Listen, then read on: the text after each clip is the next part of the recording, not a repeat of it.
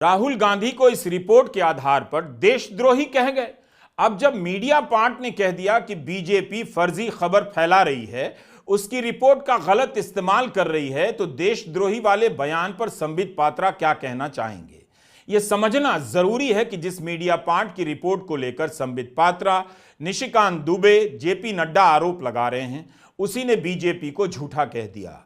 केवल media part ने नहीं, बल्कि भारत स्थित अमेरिकी दूतावास ने बयान जारी किया है कि भारत की सत्तारूढ़ पार्टी इस तरह के बयान दे रही है, यह बेहद निराशाजनक है।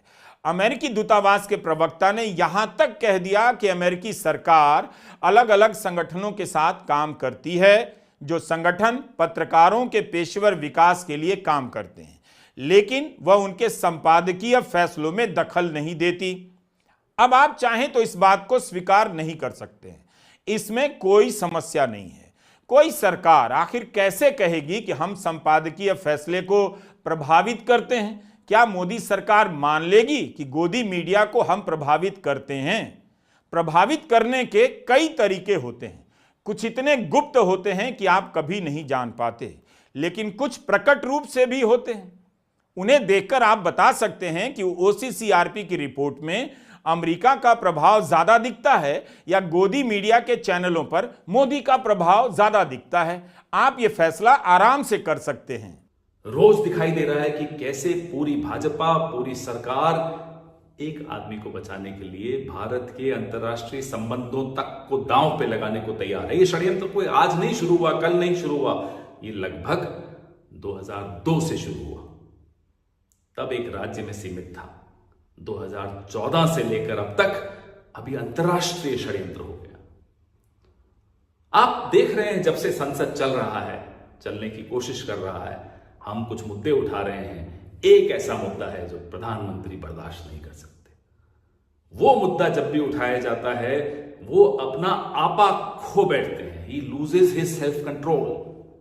That one name, the Adani name. Adani का नाम आते ही, गौतम भाई का नाम आते ही जो हालत खराब हो जाती है प्रधानमंत्री की, वो देखते बनता है।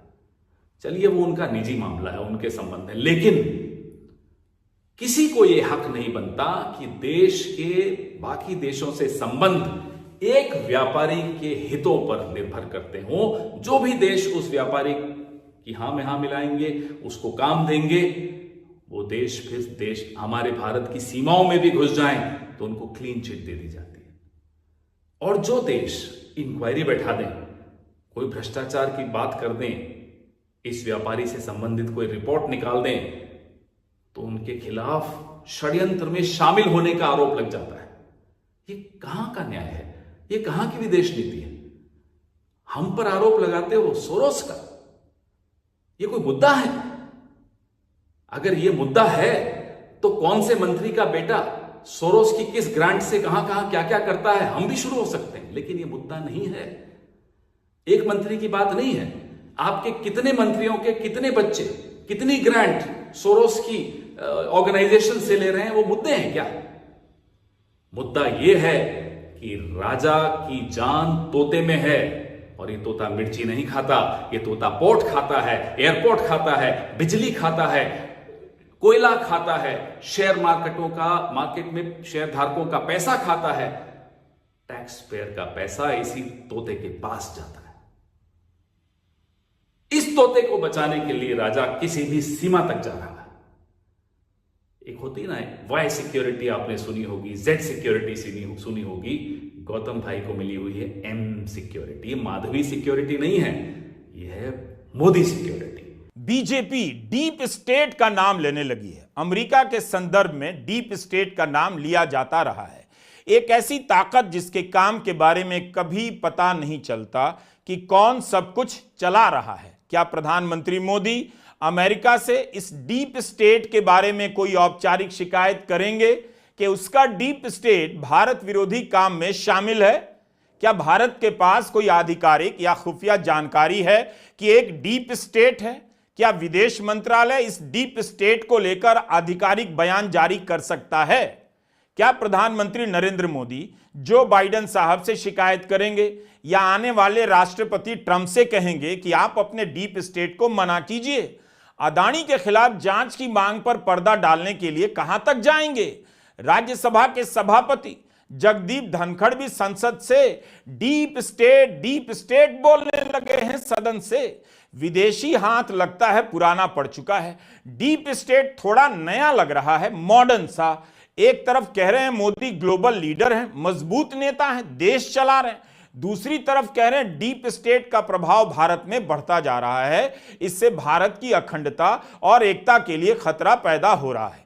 तो क्या यह कहा जा रहा है कि मोदी से सब कुछ संभल नहीं रहा है? We in this country that is rising at a very fast pace cannot afford to either countenance or overlook such kind of evil designs, and our conduct should be such that people get more interest in our parliament, because if dialogue in parliament does not share the sentiments of the people at large, the parliament will get into irrelevance. It is fundamental for parliament to debate such serious challenges that the nation is facing from forces that are determined to run down our country by employing various mechanisms. The functioning of the deep state has been noticed that it affects us more perniciously than COVID disease. And this is an occasion where the entire nation needs to speak in one voice.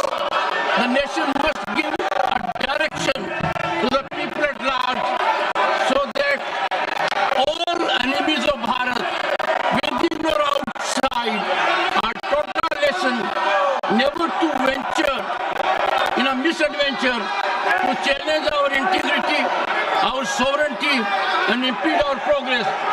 क्या देश की इतनी बुरी हालत हो चुकी है? उपराष्ट्रपति, राज्यसभा के सभापति कहीं ऐसा तो नहीं कि बिना बात के भय का भूत खड़ा कर रहे हैं? डीप स्टेट के नाम पर साजिश की थ्योरी की कल्पनाएं बेलगाम हो जाती हैं। ट्रंप ने कोविड के समय कहा था कि डीप स्टेट के डर से कोविड से जूझने में देरी हो गई, न्यूयॉर्क टाइम्स में छपा था। रूस के अमेरिकी चुनाव में हस्तक्षेप के आरोप के बाद से ही ट्रंप और उनके समर्थक और अमेरिका का गोदी मीडिया इस तरह की कॉन्स्पिरेसी थ्योरी को प्रस्तुत करता रहा है। इस वीडियो को आप अंत तक देखिए, यह रील नहीं है कि एक लाइन में पंच लाइन के सहारे ढिशुम ढिशुम कर दिया। समझना पड़ता है, ध्यान लगाकर, बार बार पन्नों को पलटकर देखना पड़ता है। सबसे पहले आप OCCRP की वेबसाइट पर जाइए, देखिए कि अमेरिका के कई विभागों से फंड लेने वाली यह संस्था अमेरिका के भीतर किस तरह की रिपोर्ट करती है। इसकी कई रिपोर्ट अमेरिका की कंपनियों के खिलाफ हैं कि वे कैसे भ्रष्टाचार में शामिल हैं, अमेरिका में और अमेरिका के बाहर अलग अलग देशों में। लेकिन एक सच और भी नजर आ रहा है। मीडिया पार्ट की रिपोर्ट की हेडलाइन एक बार फिर से देखिए, the hidden links between a giant of investigative journalism and the US government. मतलब हुआ कि खोजी पत्रकारिता का जो सबसे बड़ा संस्थान है, उसका अमेरिकी सरकार के साथ एक गुप्त संबंध भी है। इसमें किसी का बयान छपा है कि 2023 में OCCRP ने अमेरिका पर रिपोर्ट नहीं की क्योंकि इसका पैसा अमेरिकी सरकार जॉर्ज सोरोस की ओपन सोसाइटी फाउंडेशन से आता है। हम इस पैसे का इस्तेमाल अमेरिका पर स्टोरी करने में नहीं कर सके। OCCRP ने इन बातों को मनगढ़ंत बताया है, खंडन किया है। मीडिया पार्ट की रिपोर्ट बस इतना कहती है कि OCCRP जो खोजी पत्रकारिता करने का एक बड़ा संगठन है, वह भी जिससे फंड लेती है उस पर रिपोर्ट नहीं कर सकती। इसका मकसद यह दिखाना है कि आप जिससे पैसा लेते हैं उसके खिलाफ रिपोर्ट नहीं कर पाते। यह एक वाजिब और बेहद जरूरी प्रश्न है। लेकिन गोदी मीडिया तो इससे खुश हो जाएगा, नाचने लग जाएगा कि हम भी तो सरकार से विज्ञापन लेकर सरकार के खिलाफ स्टोरी नहीं करते, पत्रकारिता हमने बंद कर दी क्योंकि विज्ञापन वहीं से आता है। गोदी मीडिया में क्या पत्रकारिता संभव है? यहां क्यों नहीं है? इस पर बीजेपी को बात करनी चाहिए। OCCRP की रिपोर्ट तो कई देशों को लेकर है। क्या इतने सारे देशों के खिलाफ यह संस्था साजिश कर रही है? सबसे बड़ी बात है कि जब भी अदानी मामले में कोई रिपोर्ट आती है, बीजेपी कहती है भारत के खिलाफ साजिश है।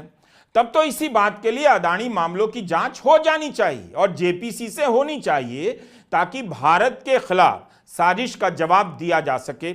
संयुक्त संसदीय समिति अगर जांच करेगी तो पता चल जाएगा कि अदानी मामले में सच्चाई क्या है और भारत के खिलाफ साजिश का पर्दाफाश भी हो जाएगा, है कि नहीं? Do you get my point? Adani मामले पर ओसीसीआरपी ने ही रिपोर्ट की, बल्कि दुनिया भर के बड़े से बड़े अखबारों ने अपने स्तर पर भी रिपोर्ट की है। क्या वे भी भारत के खिलाफ साजिश कर रहे हैं? बीजेपी के आरोपों पर मीडिया पार्ट ने अपना बयान जारी किया है और कहा है कि मीडिया पार्ट इस बात की कड़ी निंदा करता है कि ओसीसीआरपी पर हमारी खोजी रिपोर्ट का इस्तेमाल बीजेपी अपने राजनीतिक एजेंडे को आगे बढ़ाने और प्रेस की स्वतंत्रता पर हमला करने के लिए कर रही है। भाजपा ने फर्जी खबर फैलाने के लिए मीडिया पार्ट के लेख का गलत तरीके से फायदा उठाया है। ऐसे दावे किए हैं जो हमने कभी छापे ही नहीं। अमेरिकी विदेश विभाग, जॉर्ज सोरोस और भारतीय विपक्ष द्वारा मोदी सरकार को अस्थिर करने की साजिश के आरोपों का समर्थन करने के लिए कोई उपलब्ध तथ्य नहीं है। भाजपा के साजिश की थ्योरी के आरोपों का समर्थन करने वाले कोई भी तथ्य नहीं है। मीडिया पार्ट की रिपोर्ट को लेकर प्रेस कॉन्फ्रेंस हो गई बीजेपी के नेताओं ने इतना हंगामा खड़ा कर दिया और मीडिया पार्ट की तरफ से बयान आता है कि बीजेपी जिस तरह के दावे कर रही है हमने तो कभी छापे ही नहीं। मीडिया पार्ट की रिपोर्ट में इस तरह का तथ्य भी नहीं है कि जॉर्ज सोरोस और अमेरिकी विदेश विभाग ने मोदी सरकार को अस्थिर करने की साजिश की है। अगर बीजेपी जॉर्ज सोरोस के मामले को लेकर जेपीसी की मांग कर रही है तो अदानी मामले को लेकर जेपीसी से जांच की मांग को स्वीकार क्यों नहीं कर रही है? थोड़ा तो सोचना चाहिए कि रफाल पर मीडिया पार्ट जब रिपोर्ट करता है, बीजेपी भ्रष्टाचार के आरोपों को स्वीकार नहीं करती है। ओसीसीआरपी पर जब मीडिया पार्ट रिपोर्ट करता है, बीजेपी भारत के खिलाफ साजिश का सबूत बताने के लिए मीडिया पार्ट की रिपोर्ट का इस्तेमाल करती है। तो क्या अदानी मामले में बीजेपी के पास कोई ठोस जवाब नहीं मिल रहा है? अमेरिका की कोर्ट से आदेश आया है, कोर्ट के सामने आरोप लगे हैं, कोर्ट ने मुकदमा चलाने योग्य माना है। क्या वह भी जॉर्ज सोरोस के कारण हुआ है? डीप स्टेट के कारण हुआ है? 2200 करोड़ की कथित रिश्वत का मामला है, आरोप लगा है तो जांच क्यों नहीं होती? संयुक्त संसदीय समिति से जांच की मांग को